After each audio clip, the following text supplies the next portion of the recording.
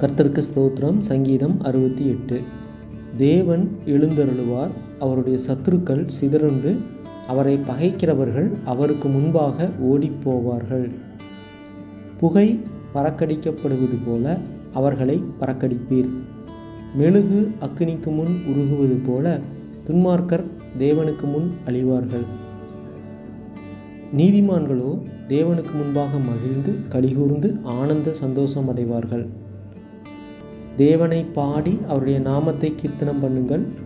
வனாந்தரங்களில் ஏறி வருகிறவருக்கு வழியை ஆயத்தப்படுத்துங்கள். அவருடைய நாமம் யெகோவா, அவருக்கு முன்பாக களி கூறுங்கள். தம்முடைய பரிசுத்த வாசஸ்தலத்தில் இருக்கிற தேவன் திக்கற்ற பிள்ளைகளுக்கு தகப்பனும் விதவைகளுக்கு நியாயம் விசாரிக்கிறவருமாய் இருக்கிறார். தேவன் தனிமையானவர்களுக்கு வீடு வாசல் ஏற்படுத்தி கட்டுண்டவர்களை விடுதலையாக்குகிறார். துரோகிகளோ வறண்ட பூமியில் தங்குவார்கள். தேவனே, நீர் உம்முடைய ஜனங்களுக்கு முன்னே சென்று அவாந்தர வெளியிலே நடந்து வருகையில் பூமி அதிர்ந்தது. தேவனாகிய உமக்கு முன்பாக வானமும் பொழிந்தது. இஸ்ரவேலின் தேவனாயிருக்கிற தேவனுக்கு முன்பாகவே இந்த சீனாய் மலையும் அசைந்தது. தேவனே, சம்பூரண மழையை பெய்ய பண்ணினீர். இளைத்து போன உமது சுதந்திரத்தை திடப்படுத்தினீர். உம்முடைய மந்தை அதிலே தங்கியிருந்தது. தேவனே, உம்முடைய தயையினாலே ஏழைகளை பராமரிக்கிறீர். ஆண்டவர் வசனம் தந்தார், அதை பிரசித்தப்படுத்துகிறவர்களின் கூட்டம் மிகுதி. சேனைகளின் ராஜாக்கள் தத்தளித்து ஓடினார்கள். வீட்டிலிருந்த ஸ்திரியானவள் கொள்ளை பொருளை பங்கிட்டாள். நீங்கள் அடுப்பின் அடியில் கிடந்தவர்களாயிருந்தாலும் வெள்ளியால் அலங்கரிக்கப்பட்ட புறாச்சிறகுகள் போலவும் பசும்பொன் நிறமாகிய அதன் இறகுகளின் சாயலாகவும் இருப்பீர்கள். சர்வ வல்லவர் அதில் ராஜாக்களை சிதறடித்த போது அது சல்மோன் மலையின் உறைந்த மலை போல் வெண்மையாயிற்று. தேவ பர்வதம் பாசான் பர்வதம் போல் இருக்கிறது. பாசான் பர்வதம் உயர்ந்த சிகரங்கள் உள்ளது. உயர்ந்த சிகரமுள்ள பர்வதங்களே, ஏன் துள்ளுகிறீர்கள்? இந்த பர்வதத்தில் வாசமாயிருக்க தேவன் விரும்பினார். ஆம், கர்த்தர் இதிலே என்றென்றைக்கும் வாசமாயிருப்பார்.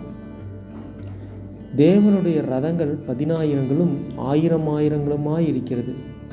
ஆண்டவர் பரிசுத்த ஸ்தலமான சீனாயில் இருந்த வண்ணமாய் அவைகளுக்குள் இருக்கிறார். தேவரீர் உன்னதத்திற்கு ஏறி சிறைப்பட்டவர்களை சிறையாக கொண்டு போனீர்.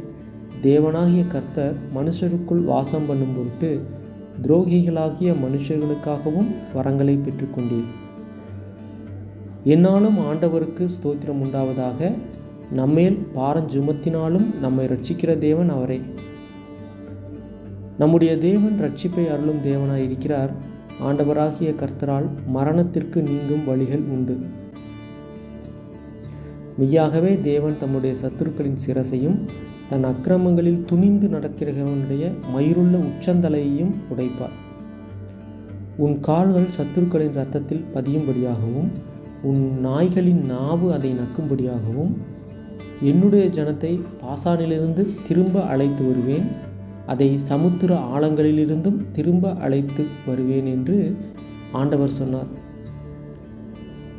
தேவனே, உம்முடைய நடைகளை கண்டார்கள். என் தேவனும் என் ராஜாவும் பரிசுத்த ஸ்தலத்திலே நடந்து வருகிற நடைகளையே கண்டார்கள். முன்னாக பாடுகிறவர்களும் பின்னாக வீணைகளை வாசிக்கிறவர்களும் சுற்றிலும் தம்புரு வாசிக்கிற கன்னிகைகளும் நடந்தார்கள். இஸ்ரவேலின் ஊற்றிலிருந்து தோன்றினவர்களே, சபைகளின் நடுவே ஆண்டவராகிய தேவனை ஸ்தோத்தரியுங்கள். அங்கே அவர்களை ஆளுகிற சின்ன பென்யமீனும் யூதாவின் பிரபுக்களும் அவர்கள் கூட்டமும் செபுலோனின் பிரபுக்களும் நப்தலியின் பிரபுக்களும் உண்டு. உன் தேவன் உனக்கு பலத்தை கட்டளையிட்டார். தேவனே, நீர் எங்கள் நிமித்தம் உண்டு பண்ணினதை திடப்படுத்தும். எருசலேமில் உள்ள உம்முடைய ஆலயத்தின் நிமித்தம் ராஜாக்கள் உமக்கு காணிக்கைகளை கொண்டு வருவார்கள்.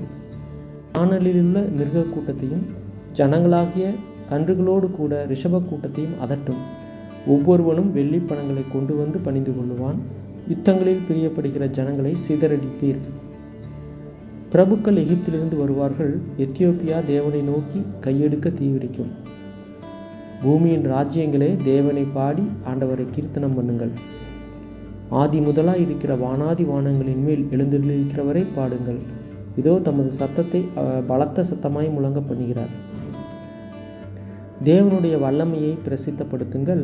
அவருடைய மகிமை இஸ்ரவேலின் மேலும் அவருடைய வல்லமை மேக மண்டலங்களிலும் உள்ளது.